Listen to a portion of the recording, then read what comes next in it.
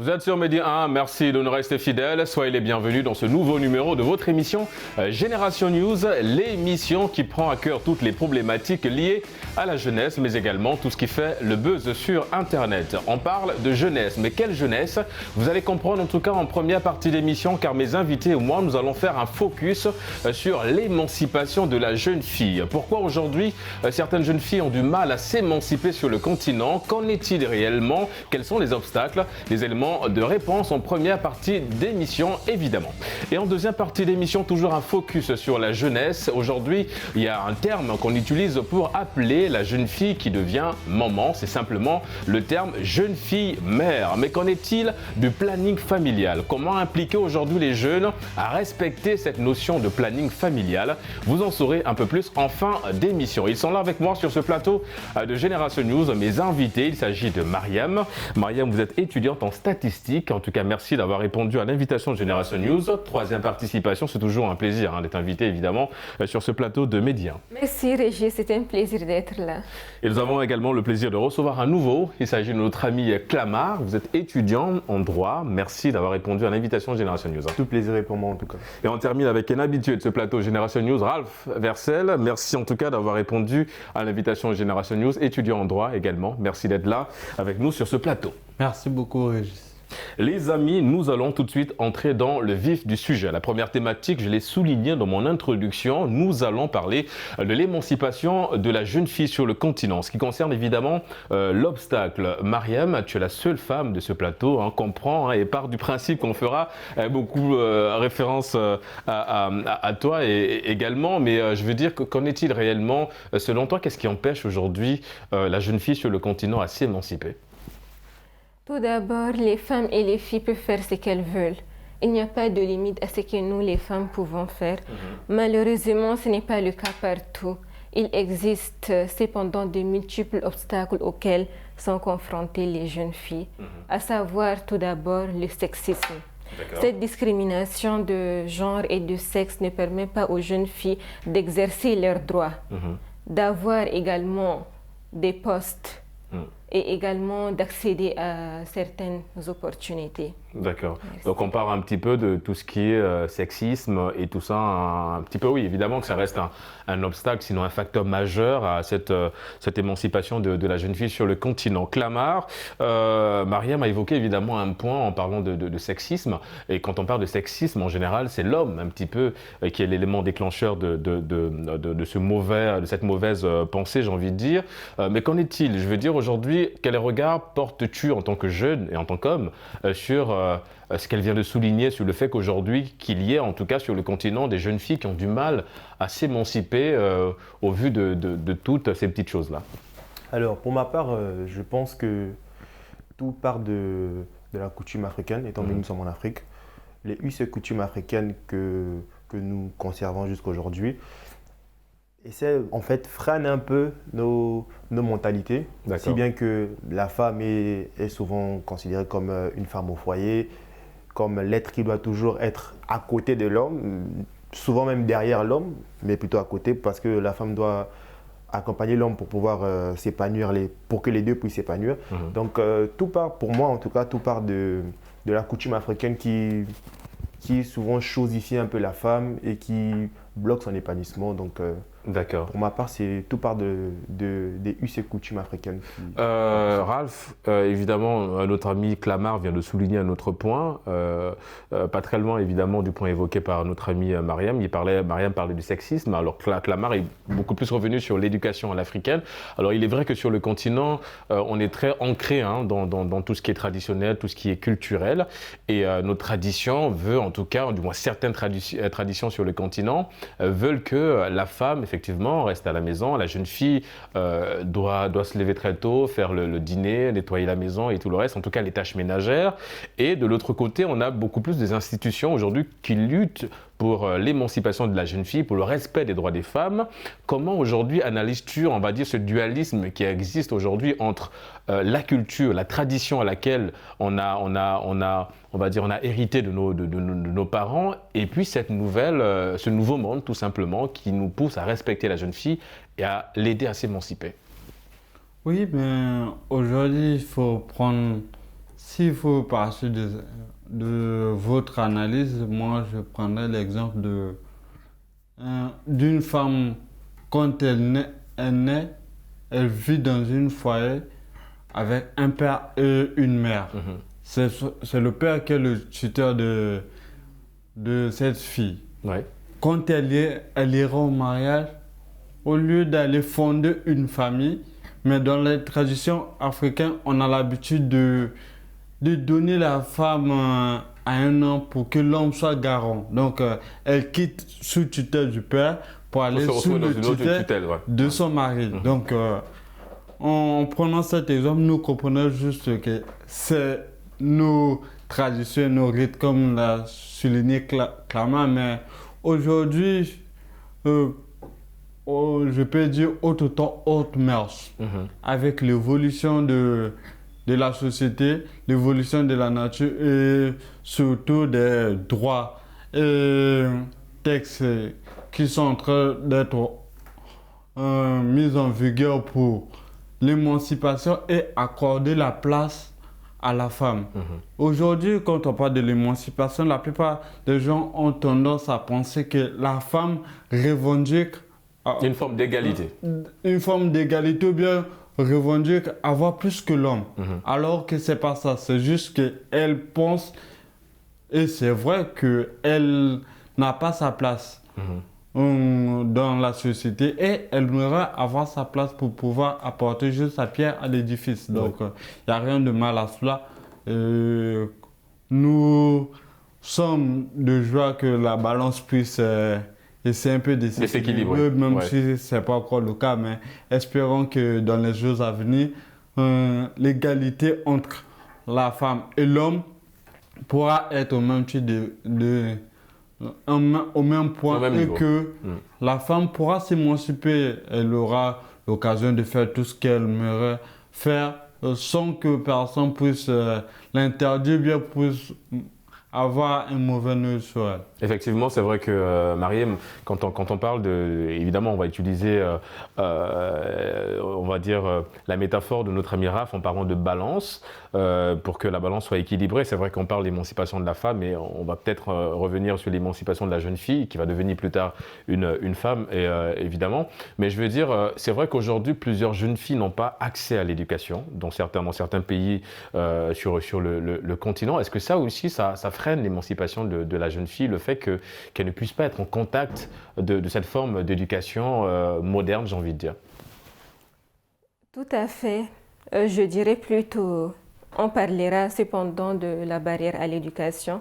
La barrière à l'éducation, franchement, ça freine l'émancipation de la jeune femme parce que ça ne lui permet pas d'accéder à certains postes, tout à fait, à certaines formations également, parce que dès l'enfance, déjà, on a appris à l'homme d'être autoritaire, d'être agressif, donc, et à la femme de se soumettre au fait. En fait, agressif, c'est beaucoup plus dans le sens de ne jamais baisser les bras, enfin pas agressif dans le sens son sens direct, mais c'est beaucoup plus d'avoir un peu cette charge mentale, de pouvoir supporter cette charge mentale, donc être agressif avec soi-même, c'est beaucoup plus dans ce sens-là. Oui, voilà. Tout à fait, donc, et à la femme de se soumettre à l'autorité masculine. C'est ce qui empêche cependant aux hommes et à la famille de laisser leurs filles aller à l'école et de poursuivre leurs études. Et plus tard, on parlera de la barrière à l'éducation.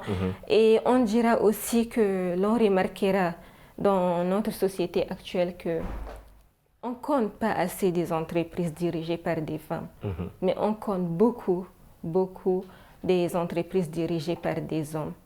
Donc, et voilà. Comment faut-il renverser la tendance? Alors, je parle du principe que toi, tu es chargé, tu es au sein d'une association des étudiants tchadiens au Sénégal. Est-ce que, justement, il y a beaucoup de femmes à l'intérieur, il y a beaucoup de jeunes filles dans cette association-là. Est-ce que toi, en tant que responsable, tu es dans cette dynamique-là, justement, de mettre en place des mécanismes, des rencontres pour sensibiliser la jeune fille sur le rôle qu'elle peut jouer et en l'occurrence, sur son émancipation? Bien sûr. J'ai été l'année dernière la présidente des jeunes filles tchadiennes au Sénégal. Donc, du coup, j'ai mis en place tout premièrement un bureau de sensibilisation des jeunes filles. Donc, dans ce bureau, on a un peu travaillé sur l'émancipation de la jeune fille tchadienne et particulièrement africaine.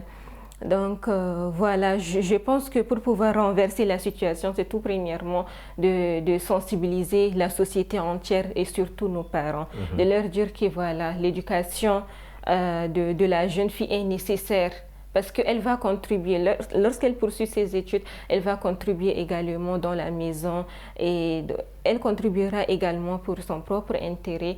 Et voilà, donc sensibilisons nos parents et disons-leur que l'éducation de la jeune fille est primordiale de nos jours. Exactement, une très belle chute. Clamart, c'est vrai que ce qu'elle dit, c'est aujourd'hui on parle d'émancipation, il y a beaucoup de la tradition aujourd'hui, on est pour beaucoup en ce qui concerne évidemment ces obstacles à l'émancipation de la jeune fille. Alors d'aucuns disent que participer à l'émancipation de la jeune fille revient à accorder beaucoup de responsabilités à la jeune fille, mais au-delà de la responsabilité, c'est beaucoup de confiance, et là on parle en l'occurrence des parents. Faire confiance à une jeune fille, c'est participer quelque part à son émancipation, selon toi? Oui, je pense qu'il faudrait qu'il y ait cette égalité des chances. La même chance qui est donnée aux hommes devrait aussi être donnée aux femmes, afin que les deux puissent évoluer. Parce que, comme Raph a su le dire, il y a, je pense que c'est Mariam ou Raph, il y a très peu de femmes qui sont chefs d'entreprise aujourd'hui. Il y a beaucoup plus d'hommes. Et vous avez parlé justement de cette barrière qu'il y a, qui empêche les jeunes filles des fois d'aller à l'école. Justement, là, on revient encore avec ces histoires de coutume.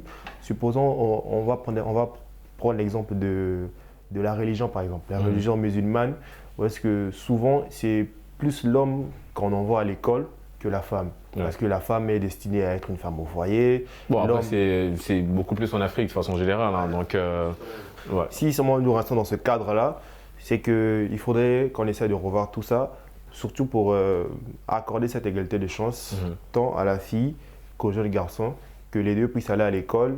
Et voilà, qu'en fait, tout part de l'éducation des parents. Si seulement les parents savent donner cette chance aux deux enfants pour que les deux puissent évoluer. Mais pourquoi il y a beaucoup de contraintes? On a l'impression que lorsque dans la famille, voilà, il y a des jeunes filles, on a l'impression qu'on est un peu réticent à l'idée de faire confiance à la jeune fille, beaucoup plus à l'homme.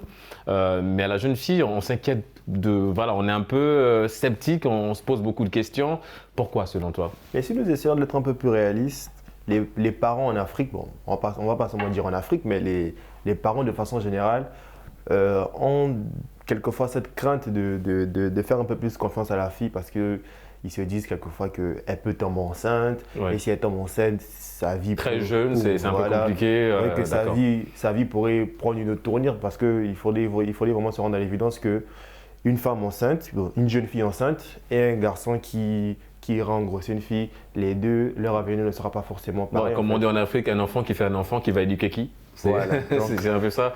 Les parents ont un peu cette crainte qu'ils puissent arriver à ce niveau-là parce que si seulement la jeune fille tombe enceinte… Oui, mais est-ce que l'un de vous là t'interrompre, Clamart, parce que ce que tu dis c'est pertinent, mais je vais dire en fait, du coup, si je suis ton analyse, quelque part, sans le savoir, les parents participent un petit peu, on va dire, à ce frein, ces obstacles-là qui empêchent la jeune fille à s'émanciper. Quelquefois inconsciemment, mais les parents le font, justement par crainte que…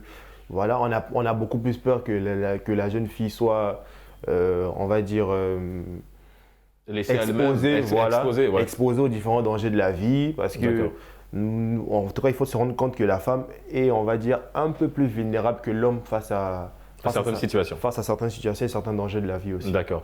C'est vrai que tout à l'heure, Mariam Clamart parlait un petit peu du rôle des parents, de l'émancipation et tout le reste. Évidemment, ce link, cette connexion qu'on a avec nos parents.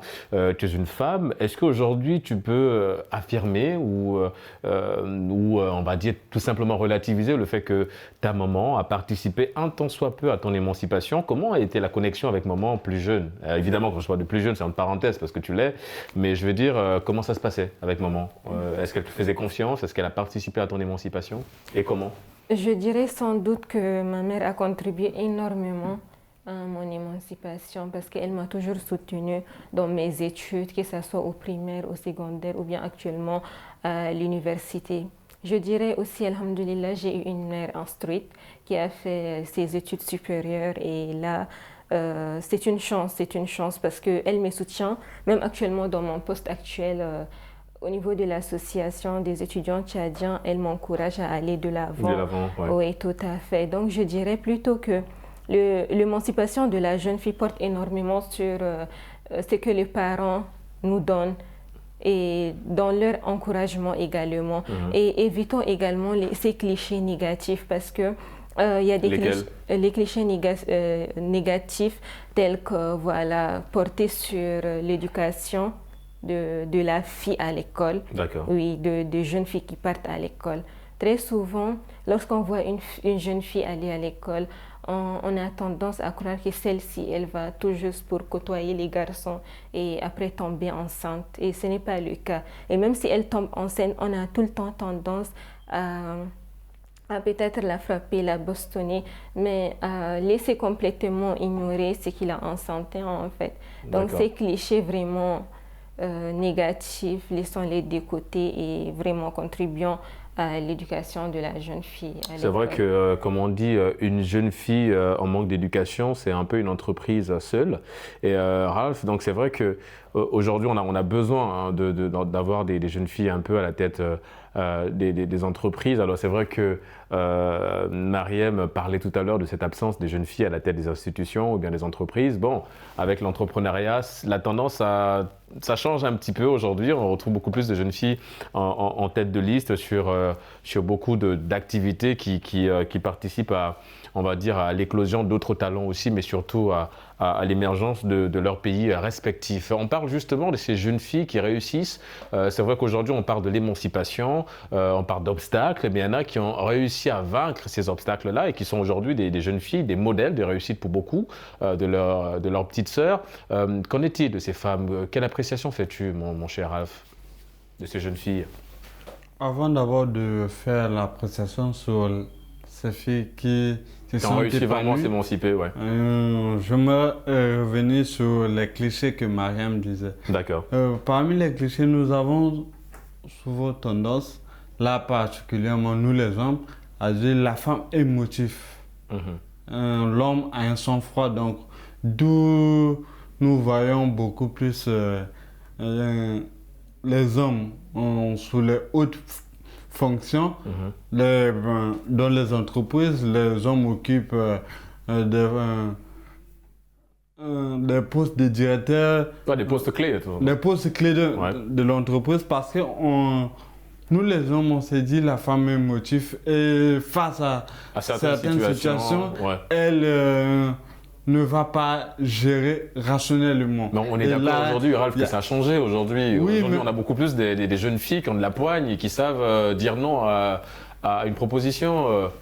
Oui, mais ça fait partie des clichés que, même si aujourd'hui c'est en train de changer, mais dans la tête des gens, il y a toujours des gens qui pensent toujours ainsi, alors que c'est malheureux de leur part de penser ainsi. Aujourd'hui, la science a démontré que l'humain, quand on parle de l'humain, on parle de l'humain avec un grand H. Nous avons tous la même capacité de réflexion. Donc, le sang-froid qu'un homme peut avoir, une femme peut l'avoir. Une femme peut l'avoir. D'accord. Et à propos du deuxième point, ces femmes qui se sont émancipées, qui sont devenues aujourd'hui les modèles, elles sont juste les pionniers d'un long combat, on va dire. Aujourd'hui, moi, je les admire et je suis fasciné face à ce qu'elles peuvent réaliser. Et l'image qu'elles donnent, je demande juste à ces femmes de sensibiliser encore plus leurs sœurs pour que leurs sœurs les rejoignent. Parce qu'aujourd'hui aussi, n'oublions pas que ces femmes-là, quand elles arrivent, elles sont émancipées, elles vont beaucoup plus, moi je pense qu'elles orientent un peu le combat différent.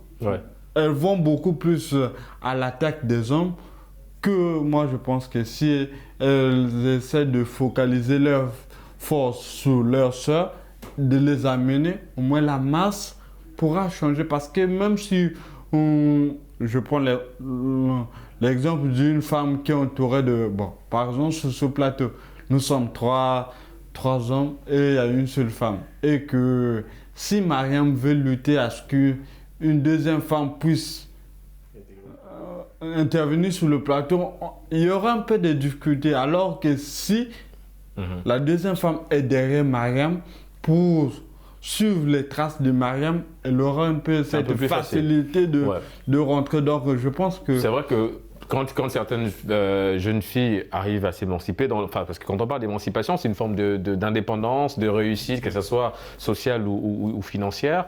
Et en fait, effectivement, je suis d'accord avec toi, parce qu'on a l'impression que quand une jeune fille a réussi un petit peu, elle a tendance à oublier la petite sœur derrière, qui elle a besoin de repères, qui à partir d'un certain âge se cherche un petit peu et a besoin d'avoir justement une figure emblématique, un modèle de réussite.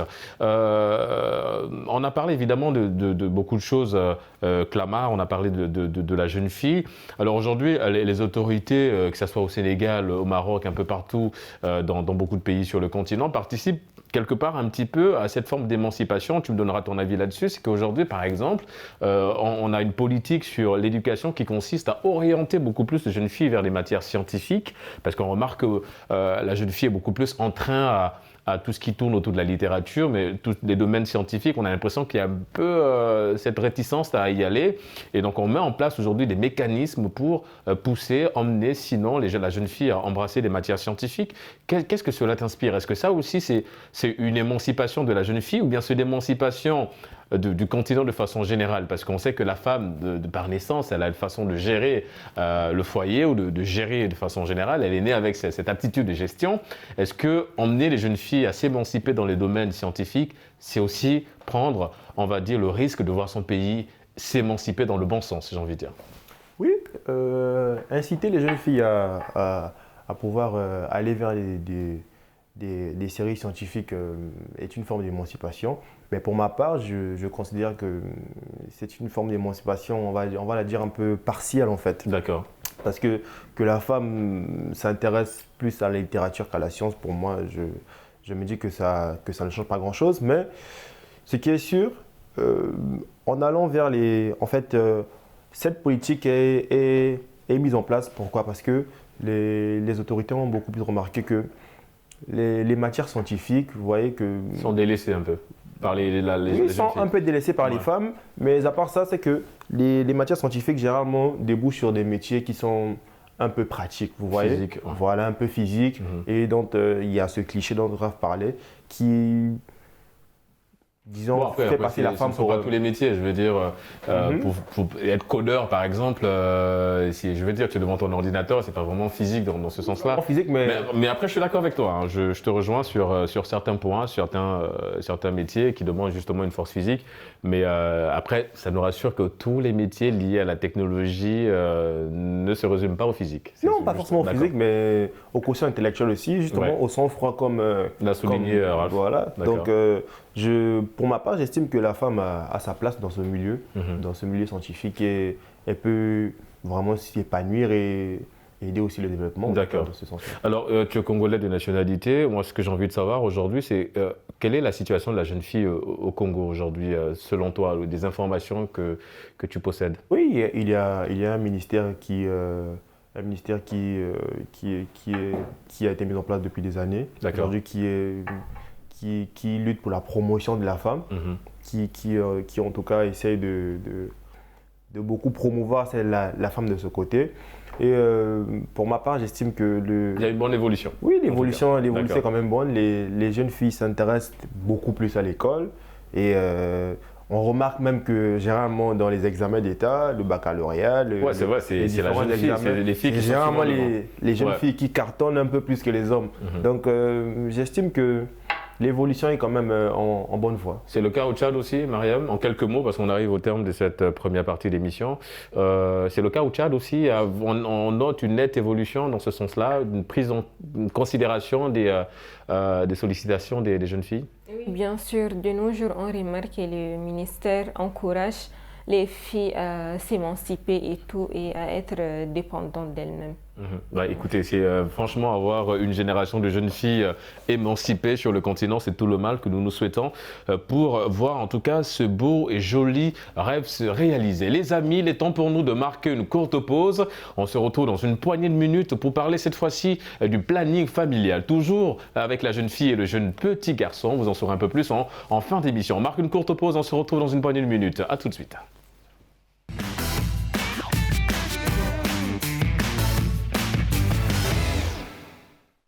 De retour sur le plateau de Génération News pour la deuxième et dernière partie d'émission. Cette fois-ci, nous allons parler du planning familial.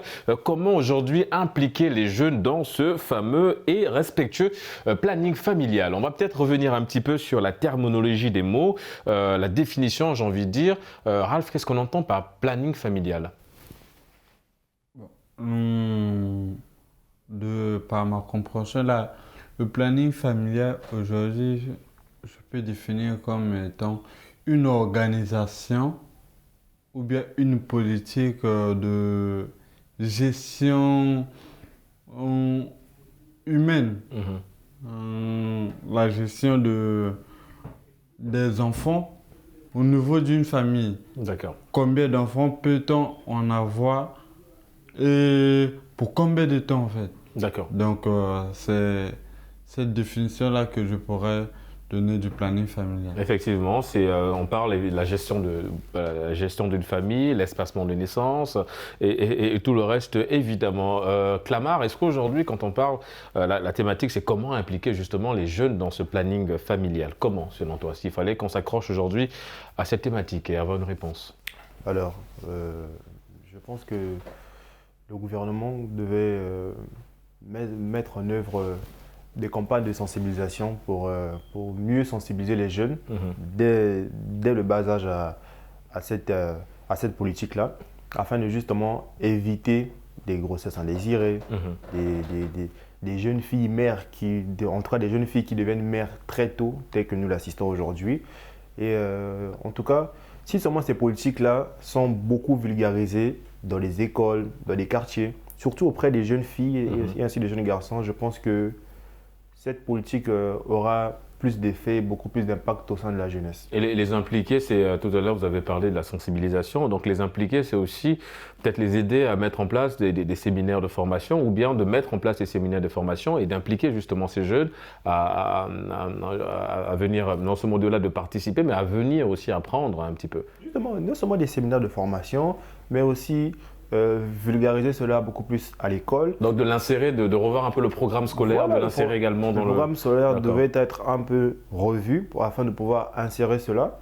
Et aussi, même à la maison, les parents aussi essaient un peu de casser ce mythe qui fait passer en tout cas ce sujet comme étant un sujet tabou. Ouais. Voilà, afin que les parents puissent mieux éduquer leurs enfants sur la question, afin d'éviter qu'ils aillent faire n'importe quoi dans la rue, en tout cas en ayant moins de connaissances sur le sujet. Donc que les parents puissent beaucoup s'impliquer là-dedans, le gouvernement aussi par le biais de l'école doit revoir un peu les programmes scolaires qui sont enseignés aux enfants pour mieux les impliquer, en tout cas qu'ils soient mieux renseignés sur la question et aussi pouvoir faire des séminaires du planning familial. Voilà, est-ce que toi, avant cette émission, c'est une notion que tu connaissais et que tu comptais appliquer évidemment? Oui, pour moi c'est une notion que j'ai apprise, on va dire, depuis le bas âge quand même. D'accord. Les parents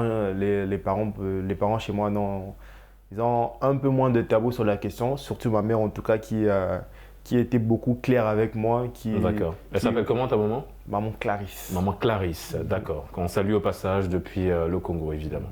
D'accord. Donc évidemment, Mariem, Clamart disait quelque chose d'assez pertinent. Ralph nous a un petit peu campé le décor avec cette définition du planning familial. Tu es une jeune fille, c'est vrai qu'en général, quand on parle de planning familial, il n'y a plus de sexe, il n'y a plus de jeunes filles, jeunes garçons, ça implique les deux justement.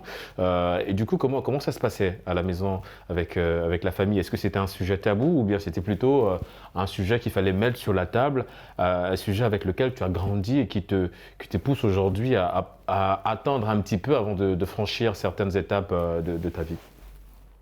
Bon, la planification familiale, elle existe depuis très longtemps, mais Ouais. on voit que dans certaines familles, c'est très peu connu en fait. C'est un sujet tabou auquel on ne parle pas très Ou souvent. même au-delà du tabou, c'est comme Mhm. tu l'as dit, il y a une méconnaissance. C'est-à-dire qu'on ne connaît pas justement les fonctionnalités, on va dire les règles même qui régissent un petit peu ce planning familial. On a parlé tout à l'heure de, Ralph a parlé de régir une famille, d'avoir un petit peu cette organisation-là de la famille. Mais cette organisation s'implique aussi avec l'espacement de naissance. C'est-à-dire si on a un enfant aujourd'hui, il faut attendre 1 an ou 2 ans avant d'en avoir.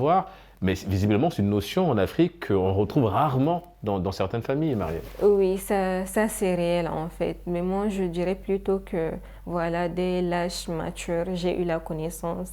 Mes parents me parlaient déjà du planning familial et tout. Mais j'ai cette impression en fait, cette forte impression que cette notion spécialement de planning familial n'est pas connue dans notre société africaine. Mhm. Donc maintenant, il faut s'abattre sur que ça soit plus un sujet tabou et voilà, impliquer les jeunes là-dessus à travers le développement du volet communication surtout, maximiser la communication dans la famille, dans le lycée ou bien à travers même des formations et tout. D'accord. Alors, je reste avec toi avant d'aller chez notre ami Raph, évidemment. Alors, en préparant cette émission, j'ai eu la chance d'échanger avec une sage-femme d'un centre de santé ici au Sénégal. Alors, elle m'a laissé entendre, évidemment, qu'en fait, l'espacement de naissance, donc en ce qui concerne le planning familial, c'est aussi quelque part protéger la femme. Parce que quand une femme, on va dire, a des accouchements un peu... exactement, donc ça peut causer des petits problèmes chez la femme. Et vous êtes d'accord, c'est ça, c'est que l'espacement de naissance, le planning familial protège quelque part la femme. Oui, bien sûr. Je suis d'accord à 100% parce que le rapprochement de naissances, les multiples naissances peuvent causer en fait nuire par exemple la santé De la femme. oui, Ouais. de la femme. Donc je suis d'accord sur ce fait. Tu as des petites sœurs Oui, et j'ai des des petits frères? et des petits frères D'accord. aussi. Est-ce que tu es très à l'aise à l'idée d'en parler avec eux? Je veux dire, est-ce que ça t'arrive de discuter avec ta petite sœur et de dire, bah, écoute, on est appelé à des moments demain, mais le planning familial peut t'aider dans ce sens, dans ce sens, dans ce sens. Bon, avec ma petite sœur, on parle en fait du planning familial et tout, D'accord. mais je vois qu'avec le petit frère, C'est un peu plus compliqué. Oui, c'est très compliqué D'accord. même, je dirais, Ouais. c'est très compliqué. Donc, avec elle, il y a certaines notions que Vous pouvez facilement aborder en tant que femme, évidemment. tout à fait, Ouais. entre femmes, on se comprend plus. D'accord. Oui. C'est vrai, Ralph, une notion, Clamart encore très bien qu'on peut le décor également. Il y a un problème de communication. Il va falloir refaire un peu le système éducatif aussi sur le continent, inclure, peut-être même en faire vraiment une matière dans laquelle on apprend beaucoup de choses aux jeunes hommes et à la jeune fille également. Mais comme l'a souligné Mariam, c'est qu'on est confronté aussi à quelque chose. On l'a souligné un petit peu cette chose en première partie d'émission quand on parlait de culture, de tradition. Chez nous, en Afrique, il est dit qu'une famille nombreuse, c'est une source de richesse. Mais cette richesse, malheureusement, nous empoisonne un petit peu quand on ne respecte pas le planning familial, j'ai envie de dire. Aujourd'hui, il faut remettre les choses dans son contexte. D'accord. Le planning familial a été mis en place suite à une surpopulation de la population humaine sur la Terre.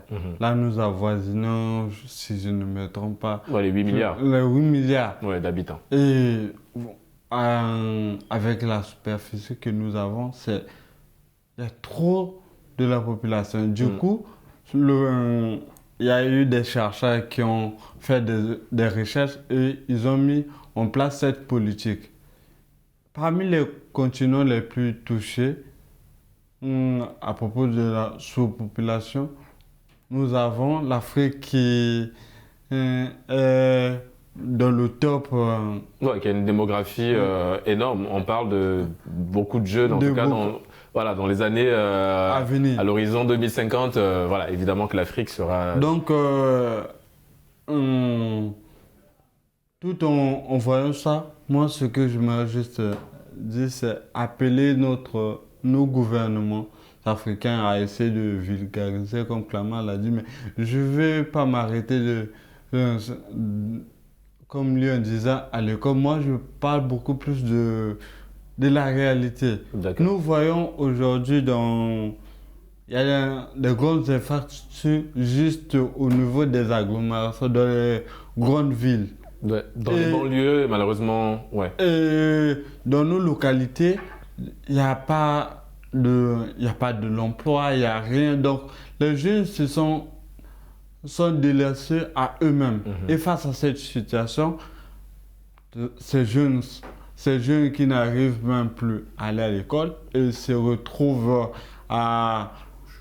au chômage, oui, c'est vrai, à faire des enfants. Ouais, tentés par d'autres activités. Quand vous êtes là, vous n'avez rien à faire.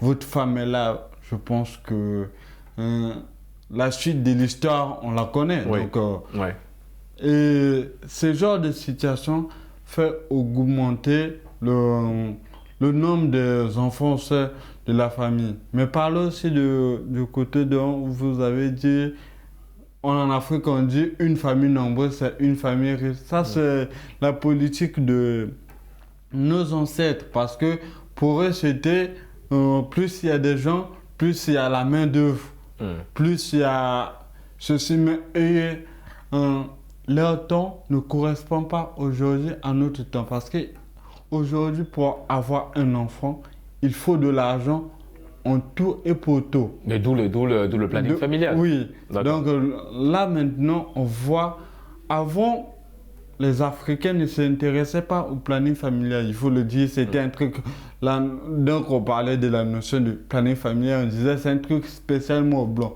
Mais aujourd'hui, on se retrouve les familles se retrouvent dans les situations où il y a des enfants qui sont intelligents, qui ont par exemple eu le bac, mais n'arrivent plus à continuer des études universitaires, justement, il n'y a pas de moyens. Alors que si le père et la mère avaient essayé de mettre en place le planning familial, ils ne seront pas dans cette situation. Donc, que nos erreurs puissent être corrigées pour que nous puissions avoir une Afrique meilleure. On va se servir de notre passé pour améliorer notre futur et rassurer notre présent.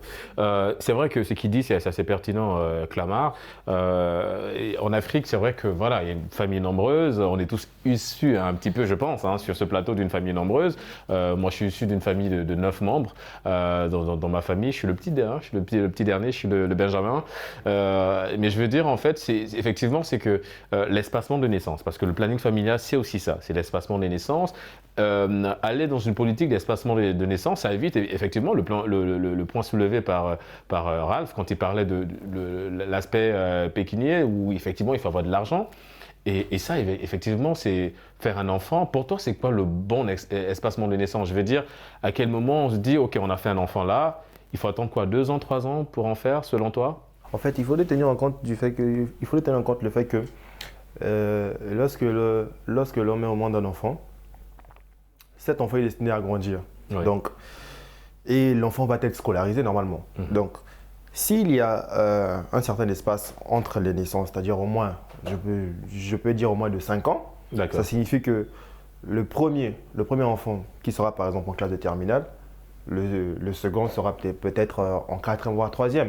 Donc, si le premier enfant est déjà en terminale et qu'on a encore les moyens de pouvoir le faire voyager ou peut-être mieux le soutenir dans ses études universitaires. En fait, d'aucuns disent que c'est une forme, une stratégie pour économiser un petit peu. Voilà. C'est-à-dire que si on fait focus uniquement sur un seul enfant… Supposons que les 2 enfants n'avaient qu'une année, voire 2 ans d'écart. Ça signifie que si le premier, par exemple, rate le bac, le deuxième le rattrape. Et après, on se retrouve avec 2 enfants qui doivent aller à l'université à la même année. Oui, mais c'est quoi le bon pour toi? Je veux dire, à quel moment? C'est 5 ans pour toi? Oui, pour moi, c'est 5 ans. D'accord. Pour moi, 5 ans, on va dire minimum 5 ans. D'accord, minimum 5 ans. Sinon un peu plus pour ne pas avoir beau. Et surtout, il faut aussi faire les enfants par rapport à ses moyens. Il ne faudrait pas juste limiter les grossesses juste pour l'espacement, mais il faut aussi faire les enfants par rapport à ses moyens. Mais non, je veux dire, ça va de pair. Hein. C'est-à-dire que si tu limites un petit peu tes naissances, quelque part, tu épargnes un petit peu. Enfin, épargner, c'est une manière de parler, mais je veux dire, quelque part, ça t'évite de dépenser un peu plus que si tu fais un enfant cette année, l'année prochaine. Après, on n'a rien contre ces personnes-là, évidemment, qui n'ont pas du mal à espacer les naissances. Le but, justement, c'est de faire des enfants et de s'en occuper. Mais je veux dire, pour des personnes qui se retrouvent dans des situations financières pas très stable, effectivement que là, le planning familial peut jouer un coup. Oui, au-delà du plan financier, on a parlé de la santé, c'est aussi protéger quelque part la maman aussi qui ne doit pas enchaîner des naissances quand on sait ce que ça demande, effectivement, de mettre au monde un enfant. Et en parlant de ça, ma chère Mariam, c'est vrai que c'est très compliqué pour la jeune fille aujourd'hui quand on parle de planning familial, mais est-ce qu'avec un regard extérieur, est-ce que tu as ce sentiment que cette notion de planning familial est très bien accueillie, très bien perçue par la jeune fille? Bon, en fait, moi, je ne parlerai pas de la manière si est-ce qu'elle est bien accueillie ou pas, mais je dirais plutôt que cette notion n'est pas très connue. D'accord. Voilà. Et les avantages qui en découlent de ce planning familial aussi ne sont pas connus. Donc, tout premièrement, bon, je dirais savoir dire les avantages aux jeunes filles, comme ça pour qu'elles puissent également aborder les plannings familiales, l'espacement et tout, leur dire que voilà, ça contribue à la santé et ça évite également les transmissions, les infections et tout. Et voilà, donc... Et comment apprécies-tu le rôle que jouent les sages-femmes aujourd'hui dans les hôpitaux? Parce qu'on voit qu'il y a un service destiné au planning familial dans les différents centres de santé en Afrique. Et qu'est-ce que cela t'inspire en tant que jeune fille? Bon, en fait, ça, c'est une très bonne politique. Les centres, on remarque qu'il y a assez de centres de santé pour ces genres de planning familial et tout, et les sages-femmes sont spécialisées là-dedans aussi. Donc voilà, j'apprécie beaucoup, mais je remarque également qu'il y a très peu, au fait, il y a très peu de centres dans nos pays africains. Ouais. Si on parle des pays africains, on compte moins, mais par rapport aux autres pays, peut-être de l'Europe, de l'Asie, etc., il y en a assez. Donc, dans ce centre de santé, par exemple, il y a la queue qui est là, il y a le test de grossesse qui est là, les différents types de prévention. De prévention qui sont là aussi. Donc, voilà, c'est un avantage. Donc, il faut qu'ils maximisent en fait ces centres de santé-là, qu'ils maximisent la communication, la sensibilisation pour peut-être promouvoir. Alors, il y a également un autre défaut, Ralph, je ne sais pas ce que tu en penses, c'est peut-être un défaut qu'il faut corriger. Alors, évidemment qu'on ne va pas tirer sur ce plateau Génération News à boulet rouge sur ces femmes qui sont sages, au passage, hein, ces sages-femmes qui font un boulot énorme et qui participent beaucoup, en tout cas, à la venue des enfants sur ce monde déjà vieux, mais avec beaucoup effectivement d'activités. Alors, le constat que j'ai fait, parce que je suis allé dans un centre, je l'ai souligné au début de cette deuxième partie, je suis allé dans un centre hospitalier pour discuter avec des sages-femmes. J'ai été un petit peu mal accueilli dans le sens où on m'a donné l'impression que je n'étais pas à ma place en ce qui concerne le planning familial, parce qu'on a l'impression que c'est beaucoup plus destiné à la femme. Or, aujourd'hui, quand on parle de planning familial, il faut aussi sensibiliser les hommes. Est-ce que ça, c'est une faille un peu dans le système qu'il va falloir corriger aujourd'hui, Ralph? Oui, c'est une faille qu'il faut vraiment corriger parce que en voulant trop lutter, on se trompe. Donc, quand ces sages-femmes-là essaient de vous repousser, elles estiment que le planning familial, il faut juste l'inculquer ou bien l'enseigner aux femmes. Alors que c'est qu'elles oublient que la femme ne fait pas un enfant toute seule. Ouais. Et c'est vrai, pour la petite info, là, je vais te laisser terminer, c'est vrai que quand on est dans le domaine du planning familial, en général, les sages-femmes sont beaucoup plus en train à recevoir des couples parce que la décision, évidemment, doit être validée par les deux et choisir le différent type de planning familial à adapter en ce qui concerne évidemment le couple. Mais au-delà du couple, c'est vrai que dans ce que tu viens de dire, l'homme aussi est appelé à être sensibilisé là-dessus. Aujourd'hui, ces sages-femmes-là pourront sensibiliser tout le monde, quand vous demandez aux jeunes garçons de se protéger, ils ne doivent pas seulement se protéger des maladies. Ils se protègent aussi face aux grossesses indésirables, comme Clamart a dit, aux enfants non programmés. Donc, à propos des produits de protection, on doit éduquer les deux parties, que ce soit la femme comme le jeune garçon. Comme le jeune garçon, parce que aujourd'hui, on jette la pierre beaucoup plus sur la femme quand elle tombe enceinte, mais n'oublions pas que si elle tombe enceinte, parce qu'il y a eu un jeune garçon qui est venu pour participer au projet. Donc, bien sûr qu'ils sont en train de remplir la terre comme Dieu l'a voulu, mais ça doit juste être bien encadré et équilibré pour que nous ne puissions pas voir ce que nous voyons actuellement. Parce qu'aujourd'hui, c'est retrouver jeune mère ou jeune père peut bousiller la vie de quelqu'un qui était appelé à de grandes choses. Donc, et en parlant juste, merci de m'avoir tendu la perche, mon cher Ralph. Clamart, c'est vrai que ce que Ralph dit, c'est très intéressant parce qu'en menant un petit peu mes recherches pour préparer cette thématique-là, je me suis rendu compte, et même ça a été confirmé par la sage-femme qui m'a reçu, que je salue au passage, qui m'a laissé entendre qu'évidemment que lorsqu'un jeune garçon devient papa et qu'il n'était pas prêt à l'idée de l'être, ça cause beaucoup de choses en lui. Donc il y a un peu, on va dire, un choc émotionnel. Il y a beaucoup de choses en tout cas qui se mélangent dans sa tête. Alors là où je veux en venir, c'est qu'en fait beaucoup de jeunes se sont malheureusement, et j'insiste sur le malheureusement, donné la mort parce qu'ils n'étaient pas prêts à embrasser ce nouveau rôle de papa. Il n'y avait pas assez de moyens et derrière il n'y a pas le soutien des parents. Au contraire, les parents tapent sur le jeune homme en disant écoute, il ne fallait pas y aller parce qu'on n'a pas assez de moyens, on ne peut pas s'occuper de ton enfant et s'occuper de toi, tu vas devoir faire un choix. Et quand on arrive à sortir ces phrases et balancer ça à un jeune garçon, évidemment qu'il est parti pour faire un choix. Et ce choix, c'est de laisser grandir son enfant et de lui de partir. Alors c'est vrai que c'est la connotation un peu sombre, mais c'est une réalité malheureusement, d'où l'importance aujourd'hui d'aller dans un planning familial, de sensibiliser. L'enjeu est beaucoup plus, on va dire, plus grave et beaucoup plus pertinent que ça aujourd'hui, mon cher Clamart, de se limiter simplement à sensibiliser. Il faut vraiment aller au bout des choses, j'ai envie de dire. Oui, en tout cas, vous avez tout à fait raison sur ça. Généralement, les gens ne sont pas prêts. Les jeunes garçons, généralement, ne sont pas prêts par des fois manque de moyens et tout. Oui, parce qu'être papa, c'est un tout. Hein. C'est une préparation spirituelle, psychologique.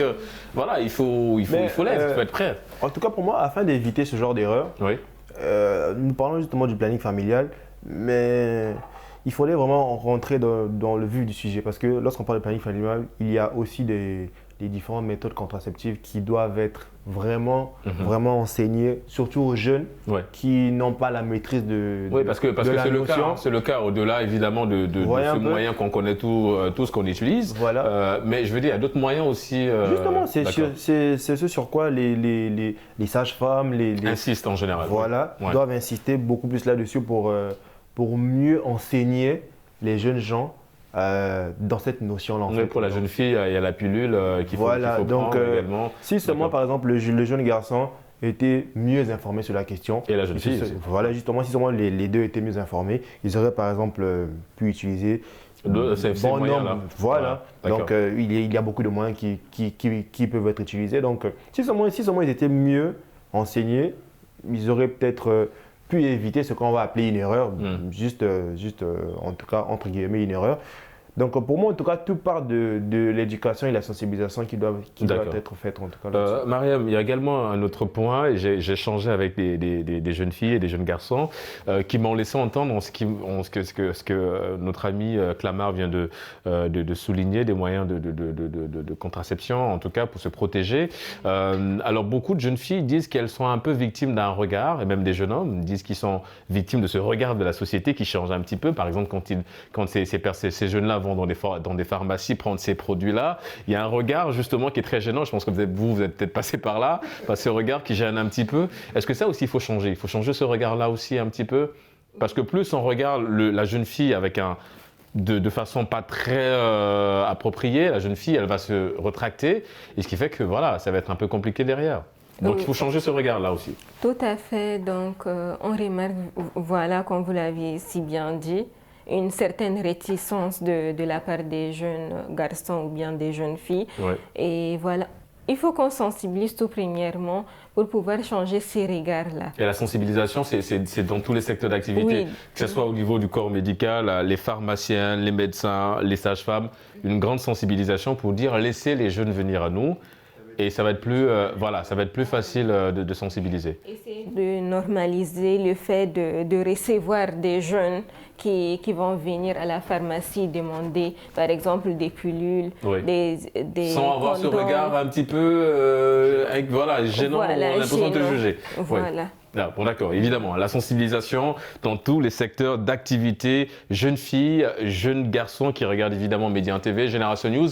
J'espère que tu sors de là avec beaucoup d'informations en ce qui concerne évidemment le planning familial, et c'était l'objectif de cette émission. Merci à vous les amis, nous sommes arrivés au terme de Génération News. Ralph, ça a été un plaisir de te recevoir sur ce plateau Génération News. Je rappelle que tu es étudiant en droit et merci d'avoir participé à l'émission. Merci beaucoup et merci à nos invités pour l'échange en tout cas. Merci à notre ami Clamart. Première participation, on espère que tu as pris plaisir à être avec nous sur ce plateau. En tout cas, tu reviens quand tu veux. Je rappelle que tu es étudiant en droit. Merci d'avoir participé à Génération News. C'est moi qui vous remercie. On remercie également notre ami Mariam. Ça a été un plaisir de te recevoir sur ce plateau Génération News. Tu es étudiant dans le domaine des statistiques, en tout cas des chiffres. Merci d'avoir répondu à nouveau à l'invitation Génération News. Merci beaucoup, Régis. C'est toujours un plaisir. Les amis, c'est la fin de cette émission. Merci de l'avoir suivi. On se donne évidemment rendez-vous samedi prochain pour d'autres thématiques liées à cette jeunesse africaine. Merci en tout cas d'être des nôtres. On se donne rendez-vous la semaine prochaine. Et d'ici là, n'oubliez pas, quoi qu'il arrive et quoi qu'il advienne, gardez le sourire en compagnie de nos programmes.